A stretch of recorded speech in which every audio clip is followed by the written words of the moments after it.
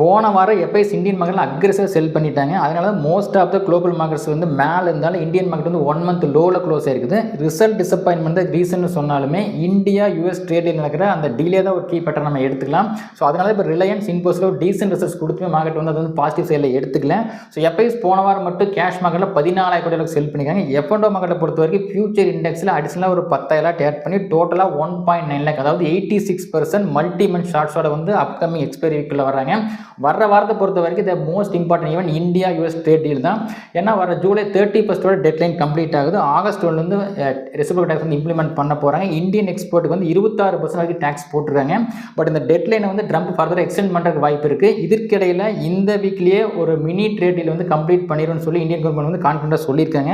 So அதே மாதிரி ஒரு மினி ட்ரேட் டீல் இந்தியாவுக்கு ஃபேவராக வரும் பட்சத்தில் இந்தியன் மக்கள் ஒரு ஸ்ட்ராங் ரிலீஃப் ஆக சான்ஸ் அதிகம். ஏன்னா லாஸ்ட் வீக் வந்து பார்த்தோம்னா இப்போ யூஎஸ் ஜப்பான் ட்ரேட் டீல் வந்தப்போ ஜப்பான் மக்கள் 4% இன்க்ரீஸ் ஆச்சு. ஸோ அதே மாதிரி ஒரு ரிலீஃப் இந்தியன் மார்க்கெட்லேயே வரக்கு சான்சஸ் அதிகம். பட் இந்த ட்ரேட் டீல் வந்து இப்போ வந்து டீலே ஆகும் பட்சத்தில் ஃபர்தராக வந்து மார்க்கெட் ஒரு பேனிக் வந்து செல்லிங் ப்ரெஷர் கண்டினியூ ஆக வாய்ப்பு இருக்குது.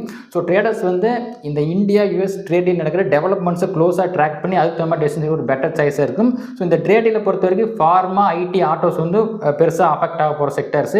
அதே மாதிரி வர புதன்கிழமை யூஎஸில் ஃபெட் மீட் இந்தியன் டைமில் நைட் 11:30 PM நடக்க போது. ஆல்ரெடி யூஎஸ் ஃபெட்டை வந்து ட்ரம்ப் ப்ரெஷர் பண்ணிட்டு இருக்காரு ரேட்ஸை கட் பண்ண சொல்லி. ஸோ இந்த மீட்டில் இல்லைனாலும் அப்கமிங் செப்டம்பர் மீட்டில் வந்து ரேட்ஸை கட் பண்ண போகிறோன்னு சொன்னாங்கன்னா குளோபல் மார்க்கெட்டில் ஃபர்தராக ஒரு ஆப்டிமிசம் வந்து ஒரு ஃபர்தர் சான்சஸ் அதிகம். அதே மாதிரி வர வியாழக்கிழமை மந்த்லி எக்ஸ்பைரி டே. நார்மலாக மந்த்லி எக்ஸ்பைரி டேல ஒரு ஹியூஜ் வால்டிலிட்டி இருக்கும். அதே மாதிரி நியூஸ் க்ளோஸ் வந்து பாசிட்டிவாக இருக்கும் பட்சத்தில் ஒரு மூமெண்டம் வந்து பாசிட்டிவ் சைடில் இருக்க வாய்ப்பு அதிகம்.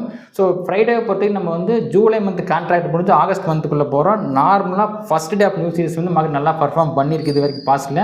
அதே மாதிரி வந்து பார்த்தோம்னா இந்த வீக்கில் நிறைய கம்பெனிஸ் வந்து அவங்க ரிசல்ட்ஸ் வந்து போஸ்ட் பண்ண போகிறாங்க. அந்த ரிசல்ட்டுக்கு தகுந்த மாதிரி இண்டிவிஜுவல் ஸ்டாக்ஸில் வந்து அப் மூவ் டவுன் வாய்ப்பு அதிகம்.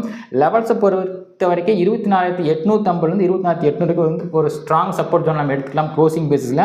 ஸோ மார்க்கெட் வந்து 24,800 to 850 மேலே இருக்க நம்ம ஒரு பாசிட்டிவ் வியூவும், கீழே வரும்போது நெகட்டிவ்க்கு நம்ம வந்து சேஞ்ச் பண்ணிக்கலாம். ஸோ உங்களுடைய பர்சனல் ஸ்டடிக்கு அப்புறம் ட்ரேடிங் இன்வெஸ்ட்மெண்ட் பண்ணுங்கள். தேங்க்ஸ் ஃபார் வாட்சிங்.